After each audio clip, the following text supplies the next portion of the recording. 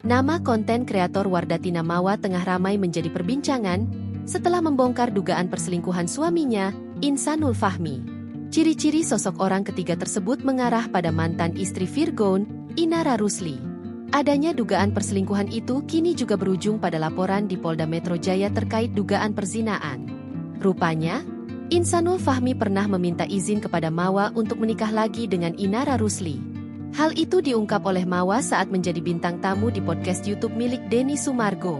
Awalnya, Mawa menyinggung soal suatu keburukan yang disembunyikan oleh suaminya, hingga akhirnya terbongkar. Mawa mengatakan, sepandai-pandainya orang menutupi keburukan pasti akan tercium juga. Selama ini kata dia itu main cantik ya. Kalau manusia itu bilang main cantik, kita nggak bisa main-main di mata Allah kan. Allah kan pasti maha melihat, nggak pernah tidur.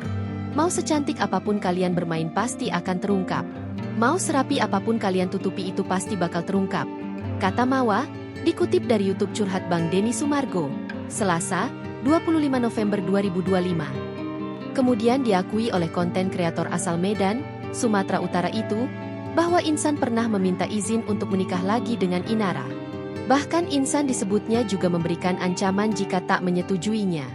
Insan, kata Mawa, mengancam akan tak terbuka lagi mengenai apa yang dilakukannya di luar rumah.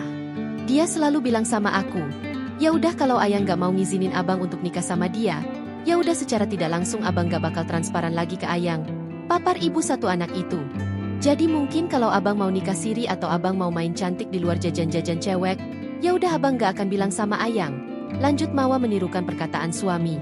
Mendengar perkataan dari suaminya, Mawa lantas merasa khawatir jika hal tersebut benar dilakukan. Wah nggak bisa dong kataku, maksudnya aku juga nggak mau ya.